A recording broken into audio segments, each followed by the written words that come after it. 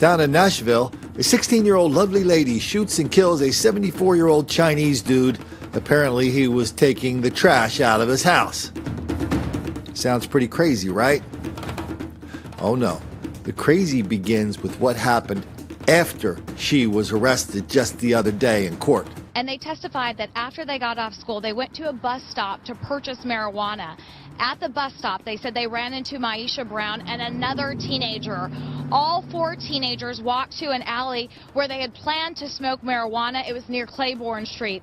The teens said that's when Brown showed them that she had a gun.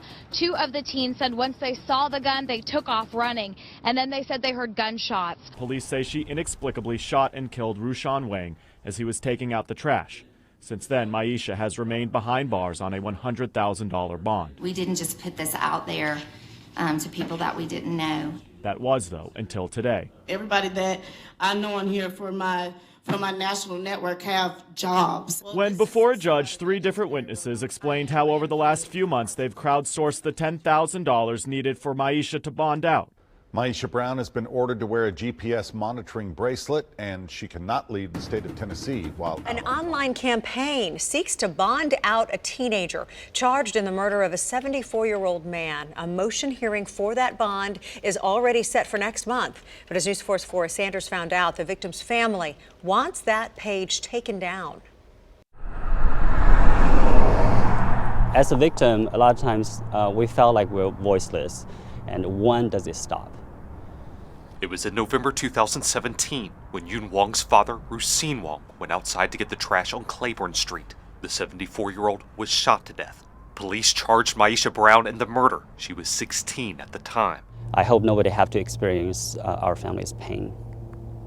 Yun says what's making that pain worse is this page on Funded Justice, raising money to meet Maisha's bond. On the page, family members describe her as a young girl seeking to be a good role model, who loves to write and wants to become a psychologist after attending Fisk. Maisha is very family-oriented. They said that she's caring, never met a stranger. She's charged with killing my dad cold-blooded right outside our own home. Maisha's mother did not want to be interviewed, but told News 4 she's sorry for Yun's loss. She says her daughter did not kill Rusin. Maisha's mother says in part, she has been given a guilty plea by people, and no evidence has been presented. She goes on to ask no one speak against her child. Yun says this page is misleading. They didn't mention a single sentence about why she's being charged, what the bond money is for. We think people who donate money for her cause should be fully aware of what's going on. I'm Forrest Sanders, News 4. Tonight, outrage from the family of a beloved grandfather gunned down while taking out the trash.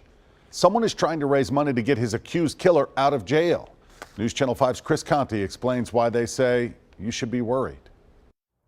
When Maisha Brown allegedly shot and killed Rushan Wang, she was 16 years old, but the courts decided the crime was so heinous that she should be tried as an adult, which is why his family still can't understand why she might get out of jail. This is not what a vibrant city should be like. When Yun Wang looks out across the changing skyline of Nashville. When it happened, it was November 9th of 2017, yeah.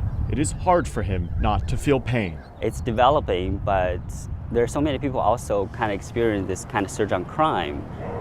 Yun's dad, Rushan Wang, was taking out the trash at his son's home on Claiborne Street when police say 16-year-old Maisha Brown shot and killed him. 14 months later, no one knows why. There's no word that can describe how difficult it is after your closest family got taken away in this sudden and violent manner. The pain they felt is bad enough. Old wounds were reopened last week, though, when Yun discovered someone was raising money to help Maisha get out of jail. Once she get out, we don't know what will happen down the road. Like, she could kill another person. So this is a danger to the community. The fundraising website has raised more than 11 grand, but makes no mention of Maisha's criminal past, which is so lengthy she's being tried as an adult. It's like slapping the face. Yeah, it just seems like a lot of times we don't have a voice as a victim. Yun and his family have been patiently awaiting justice. Much like the city's skyline, though, their concerns for safety are also on the rise. To put her on the street, again, that's a danger to the community, so that bothers us most. We don't want any family to suffer the same kind of pain we've been going through in the past year. Chris Conti, News Channel 5.